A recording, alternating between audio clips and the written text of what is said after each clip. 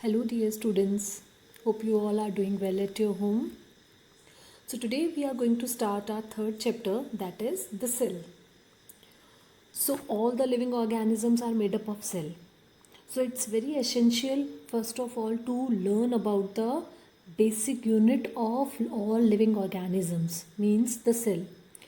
So, if you will learn about cell, then only you can learn about the organism or body, because our body is made up of cell. Even body of all the living organisms are made up of cell.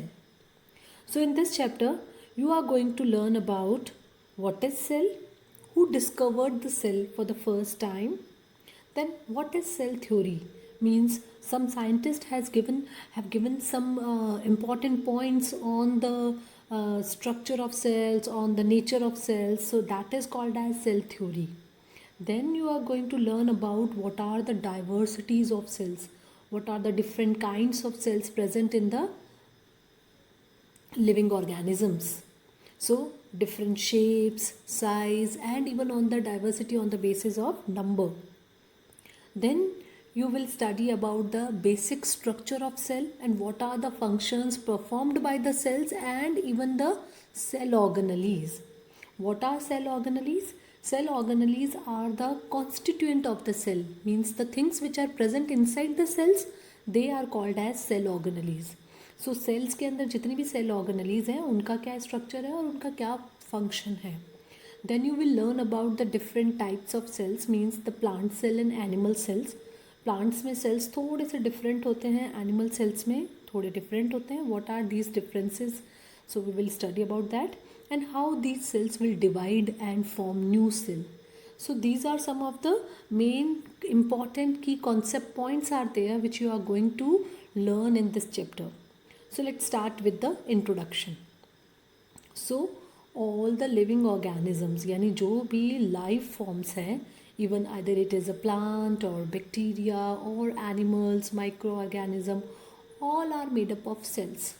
So we can say cells are the building blocks of life, means it is that minute particle which will be repeated again and again and it will form the life form or organisms. So we can say a cell is the basic structural and functional unit of life or unit of all the living organism. Structural and functional का क्या मतलब हुआ? Means जितने भी living organisms हैं उनकी body का पूरा जो स्ट्रक्चर है वो किससे बना हुआ है? सेल से बना हुआ है. Okay, and even the functions performed by the body they are also due to the activities of the cell in its body. Let's take one example. So if we are talking about the structural unit, so if we are constructing any building, so what will be the basic unit of that building? That would be a brick. अगर हम brick को बार बार repeat करेंगे then it will construct a wall and finally it will construct a building. सो यहाँ पे जो brick है, ईंट है, उसको हमने क्या बोला? That is a basic structural unit of that building. So just like that in all the living organism हमारी बॉडी के अंदर भी ये रिपीटेड यूनिट क्या है? सेल. सेल बार बार रिपीट हुआ है और सेल से क्या बने? ग्रुप ऑफ सेल्स बन गए टिश्यू, ग्रुप ऑफ टिश्यू बन गए ऑर्गेनिजम्स, ऑर्गन, एंड ऑर्गन बन गए organ systems, and then finally full organism will be made.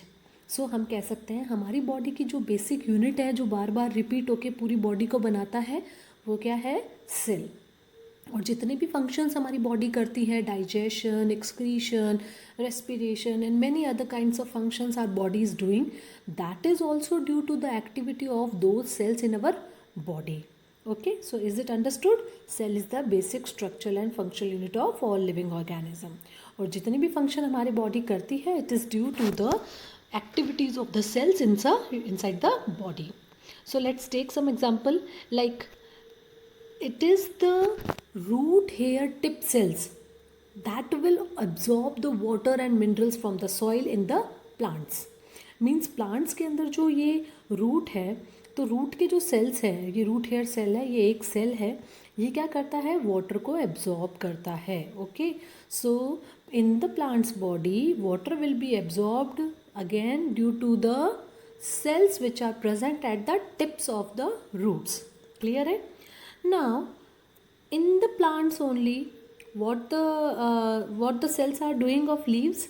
Leaf cells will perform the function of photosynthesis, means they will absorb water and carbon dioxide, and then by using sunlight and chlorophyll pigment they will synthesize the food material. तो plants के अंदर खाना कौन बनाता है? Leaves के sales बनाते हैं. और पानी कौन एब्जॉर्ब करता है? रूट्स के सेल्स करते हैं.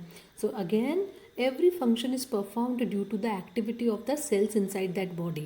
And if we are talking about animals, then animals can also move just because of their muscle cells. हमारी जो बॉडी में बोन्स है उसके ऊपर क्या है?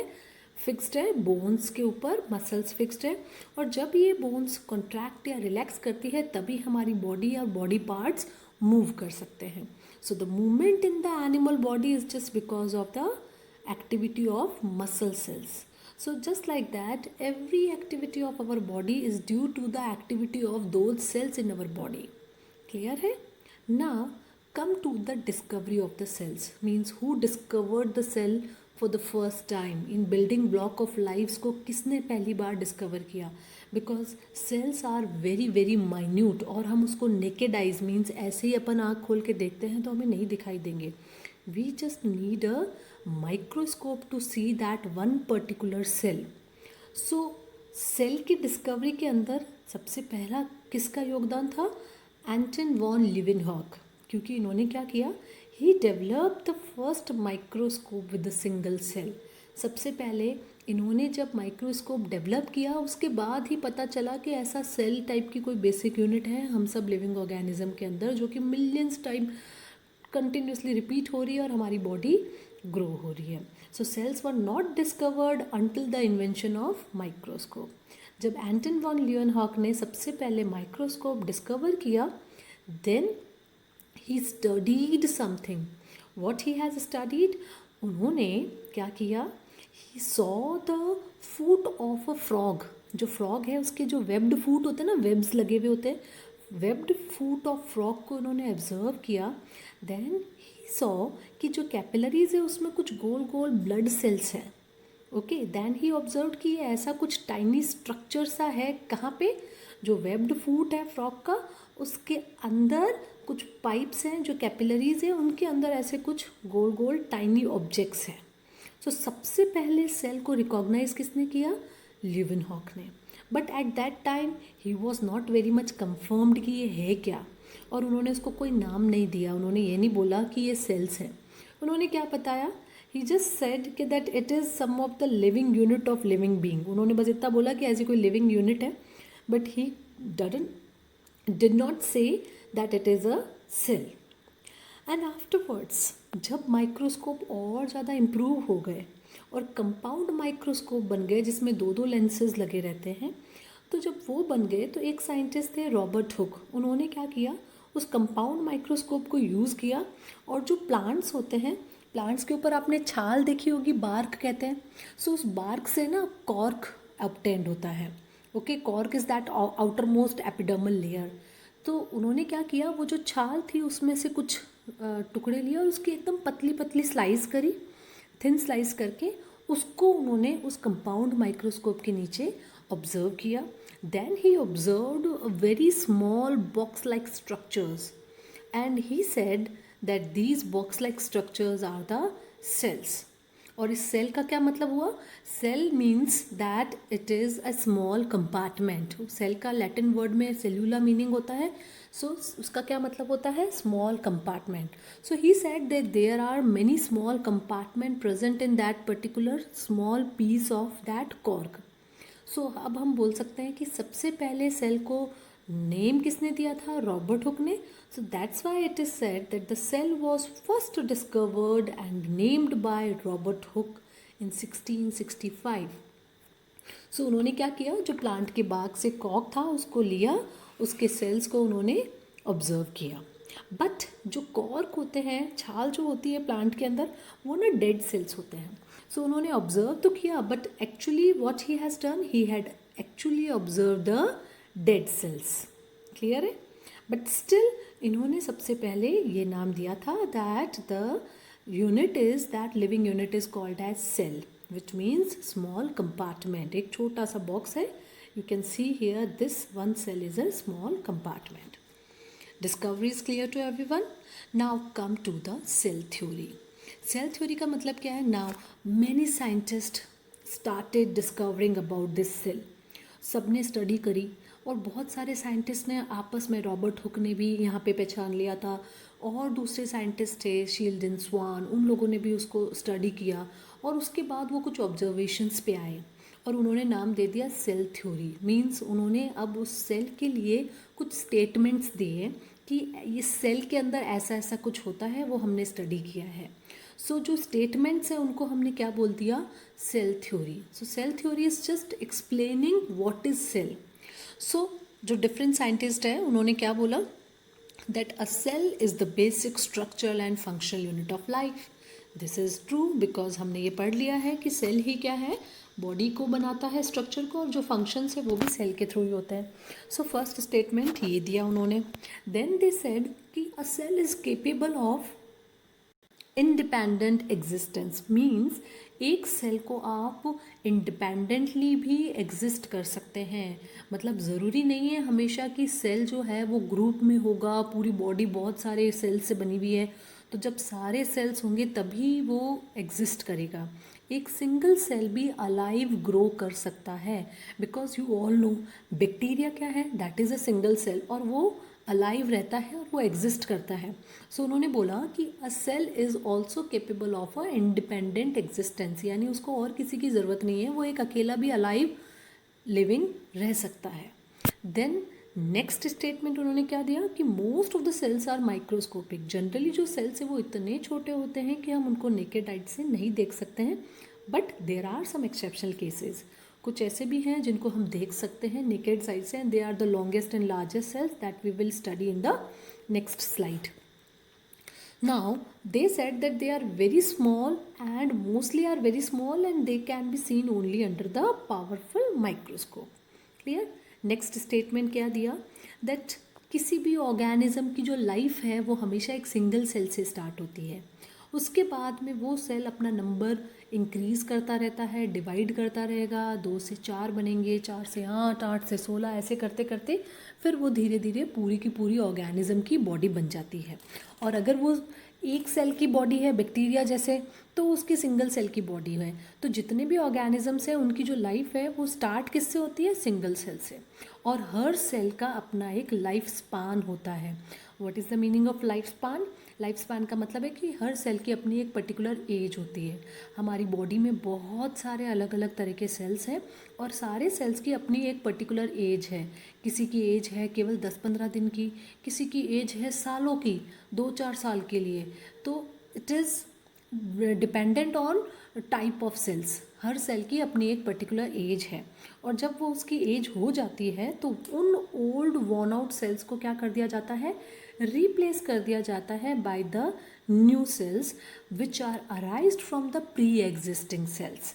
What is the meaning of pre existing cells? यानी जितने भी नए सेल्स बनते हैं वो ओल्ड सेल्स से ही बनते हैं और ओल्ड सेल्स अपने न्यू सेल्स बना देते हैं, उसके बाद में वो जो ओल्ड सेल्स है वो डिस्ट्रॉय हो जाते हैं। क्लियर है? So every cell will be formed only by the pre existing cells. Okay, so this is all about the cell theory. Means ये जो 5 स्टेटमेंट है ये अलग अलग साइंटिस्ट ने सेल के बारे में बताया था। Now come to the next topic, that is diversity in the shape. See, in our body we can see a great variation in the number, shape and size of the cells. Because कुछ ऐसे organism होते हैं जो केवल एक cell के बने हुए हैं, बट ह्यूमन बींग्स के अंदर बिलियंस ऑफ सेल्स होते हैं. ओके, बहुत सारे सेल्स होते हैं और ये जो जितने सारे सेल्स हमारी बॉडी में हैं ये सारे मिलके हमारी पूरी बॉडी या ऑर्गेनिज्म को बना देते हैं. और इनमें ना इस पूरी बॉडी में हमारे पास अलग अलग तरह के सेल्स हैं. ब्लड के सेल्स अलग हैं, स्किन के सेल्स अलग हैं, हमारी जो बोन्स हैं उसके सेल्स एकदम अलग है, मसल्स के सेल अलग है. So we are having a variety of cells. So ये जो वेराइटी ऑफ सेल्स हैं हमारी बॉडी में, इन सब का ऑब्वियसली स्ट्रक्चर एंड फंक्शन भी अलग अलग है. ओके, किसी का स्ट्रक्चर एकदम ओवल है कोई इलोंगेटेड है, कोई ओब्लोंग है, कोई इर्रेगुलर है, मतलब उसका शेप ही फिक्स नहीं है, कभी वो कैसा ही शेप बन जाता है, कभी कैसा ही. So let's discuss about the different varieties of the shapes of cells. So cells show a lot of variation. Okay, so let us discuss. There are some organisms which are having irregular shape. Irregular shape का मतलब क्या होता है कि कभी उनकी body ऐसा shape ले लेती है, फिर उस सेल की बॉडी का शेप अलग अलग हो जाता है. सो अमीबा क्या है, एक बहुत ही माइक्रोस्कोपिक छोटा सा ऑर्गेनिज्म है जिसकी बॉडी केवल एक ही सेल से बनी हुई है. जैसे बैक्टीरियाज आर ऑल्सो यूनिसेल्युलर, यानी पूरी बॉडी केवल एक सेल से बनी है. Just like that amoeba is also a unicellular. Uni means one, unicellular organism है. और उसका वो जो एक सेल है वो भी अपना शेप एकदम फिक्स नहीं रखता है, कभी लंबा हो जाएगा, कभी गोल हो जाएगा, कभी छोटा हो जाएगा. तो ऐसा क्या है, उस पर क्या होता है, इर्रेगुलर शेप होता है. So amoeba is an organism which is having irregular shaped cells. Now come to in our body also we are having a type of cells called as irregular shaped. कौन सी, which are our WBCs. हमारी body के अंदर जो blood है उसमें white blood cells होती हैं, और वो वाइट ब्लड सेल्स क्या करती है, हमारी बॉडी को प्रोटेक्ट करती है from bacterias and viruses and other infectious organism से. सो ये जो सेल्स होती हैं ये अपना काम तभी अच्छे से कर पाती है जब अपना शेप चेंज कर सके. So that's why these WBC cells in our body are also irregular just like the amoeba. Now come to the oval. Oval का मतलब है कि एकदम सर्कुलर नहीं है, थोड़ा सा एग शेप में है. So there are some organisms which are called as chlamydomonas. Chlamydomonas are the example in which the body is oval shape. Oblong का मतलब है थोड़ी चपटी और लंबी हो रही है. ओवल को अगर और खींच ले तो वो ओब्लोंग शेप हो जाता है. So paramecium is an example which is having oblong type of cell. Paramecium भी क्या है, एक यूनिसेल्युलर ऑर्गेनिज्म है, यानी छोटा सा माइन्यूट सा ऑर्गेनिज्म है जिसमें केवल वन सेल है, और उनका जो एक सेल है वो कैसा है, that is also an oblong shape. यानी जो स्लीपर होती है हमारे पैरों में पहनने वाली, उसका कैसा शेप होता है, जस्ट लाइक दैट पैरामीशियम का सेल भी उसके जैसा सा होता है, but very very minute. Now some of the cells in our body are elongated. Elongated का मतलब है, you can see here the muscle cells जो कि लंबे हैं, pointed at end and they are very long and elongated. So these are the muscle cells. हमारी body के अंदर ये जो muscle cells हैं जब ये कॉन्ट्रैक्ट करती है तभी हमारी बॉडी मूव करती है. So muscle cells in our body are elongated and contractile, जो कि कॉन्ट्रैक्ट कर सकती है, कभी लंबी हो जाती है, कभी छोटी हो जाती है. So this will help in the movement of our body, और we can say our bones. And in our body we are having the longest cells which are called as the nerve cell. जो nerve cells हैं वो क्या है, the longest cell of our body. They are very thin thread like cells हैं और जो बहुत ही लंबे होते हैं. even हमारी बॉडी में तो वो लंबे हैं, but in elephant it can be as long as 3 meter also. सो ये जो नर्व सेल्स है इनका मेन काम क्या होता है कि ये ब्रेन हमारा जो है वो सारी बॉडी को ऑर्डर देता है जब भी कोई काम करना होता है, because main central controlling power किसके पास है, ब्रेन के पास है. So these nerve cells are somewhat doing such function कि ये क्या करती है, मैसेजेस को लेके जाती है बॉडी पार्ट से ब्रेन के पास में और ब्रेन से वापस बॉडी पार्ट्स के पास में. Okay, so in our body we are having a network of these nerve cells. Okay, हमारे अंदर नर्व्स होती हैं जिसमें नर्व सेल्स होते हैं और इनका काम क्या है, मैसेजेस को टू एंड फ्रो लेके जाना to the brain. Clear. So here you can say a variety of different kinds of cells which are having different shape. जो हमारे ब्लड के अंदर RBCs है वो कैसी है, सर्कुलर है. ओके, एंड जो स्किन की जो सेल है वो क्या है, एक के पास एक एकदम आसपास में एकदम फ्लैट चिपकी हुई है, और they are forming the outer layer of our body. Okay, and that will help in covering a large area. और प्लांट्स के अंदर क्या होता है, ऐसे कैसे सेल्स होते हैं, बट वहाँ एक हल्का सा डिफरेंस होता है कि इन सेल्स के बाहर एक लेयर होती है जिसको सेल वॉल बोलते हैं. इसके बारे में हम वापस से एक बार नेक्स्ट वीडियो में पढ़ेंगे.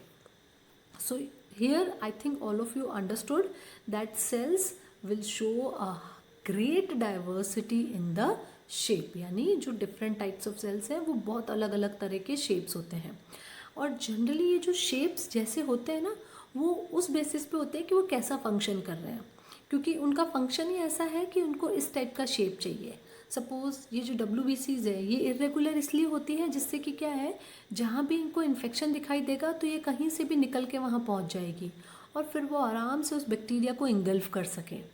सो बेसिकली जो शेप होता है it depends on a kind of function, कैसा फंक्शन है उसके basis. For example this is the male gamete. Flower में भी आपने पढ़ा था ना कि जैसे फर्टिलाइजेशन होता है तो मेल गैमेट और फीमेल गैमेट फ्यूज़ होता है। So sperm is a male gamete in human body. So human being में ये जो स्पर्म है इसको स्विम करना है, that's why it is having a tail like structure, और ये लॉन्ग और एकदम स्मॉल स्ट्रक्चर होता है, थिन स्ट्रक्चर होता है, that's why it can swim across. Okay, now come to the size. So most cells are microscopic, we have already discussed about it, and the size will start from the microns. Micron is very small unit. 1 micron is equal to 1000 of the millimeter. Clear? So now you can imagine ये कितना छोटा होता होगा। So average जो है वो sales की size 3 से 30 माइक्रोन के बीच में होती है, बट कुछ जो ऐसे भी हैं जो बहुत छोटे होते हैं वो 3 माइक्रोन से भी उनकी नीचे होती है। For example the smallest cells are of bacterias which will vary from 0.2 to 0.5 micron. Okay, and the largest cell किसका है? ऑस्ट्रिच बर्ड का जो एग सेल है that is the single cell, और उसकी साइज़ कितनी है? 23 centimeter. So that single cell can be seen with the naked eye also because it is very very large in size. So mostly इसीलिए हमने लगाया है कि most cells are microscopic. Why? Because all cells are not microscopic. And हमारी body में जो longest cell है वो क्या है? That nerve cell जो कि messages लेके जाती है brain तक। Okay, so that is also a longest cell of our body. और जब ये एलिफेंट में होता है, elephant is also is already a very giant organism, तो उसमें अगर ये नर्व सेल देखेंगे so it is up to 3 meter also. So there is a diversity in size of cells also. बहुत वेरी करता है, कुछ बहुत छोटे हैं बैक्टीरिया 0.2 माइक्रोन तक के हैं, और कुछ they are up to 3 meter. Okay, so we can see the diversity in size also. Next is diversity in number. Number का मतलब है कि कुछ सेल्स ऐसे होते हैं जिनकी पूरी बॉडी केवल एक सिंगल सेल से बनी हुई होती है। Okay, and some are multicellular, we people are multicellular. So what is the meaning of multicellular? If any organism is made up of only a single cell then they are called as unicellular organism. Like हमने discuss किया है, amoeba क्या है? एक single cell है। Paramecium क्या है? जिसका स्लीपर शेप की बॉडी है, ये भी क्या है? एक सिंगल सेल है, और उसमें ये उसकी पूरी ऑर्गेनिज्म की बॉडी आ गई है। बैक्टीरियाज भी क्या है? एक सिंगल सेल्स है। यानी इन पूरे ऑर्गेनिज्म, ये सारे ऑर्गेनिज्म की जो बॉडी है वो केवल एक सिंगल सेल से बनी हुई है। And what are multicellular? When many cells will make the body then the organisms are called as multicellular body. So हमारे आसपास में जितने भी एनिमल्स हैं, प्लांट्स हैं, और हम लोग खुद ह्यूमन बींग्स, हम सब क्या है? मल्टीसेलुलर ऑर्गेनिजम्स हैं। Why? Because our body is made up of billions of cells, not a single cell. Okay, हमारी बॉडी में बहुत सारे सेल्स हैं, that's why we are called as multicellular organisms. Clear है? So this is all about your today's session. हमने इसमें क्या पढ़ा है? Introduction, discovery, cell theory and diversity in the shape, size and number. Next we will discuss about the basic structure of the cell. Okay, so student, it is a kind request, just go through your chapter, read the chapter first 3 pages which is covering all these topics, and let me know if you have any doubt in a particular word or line. Thank you so much.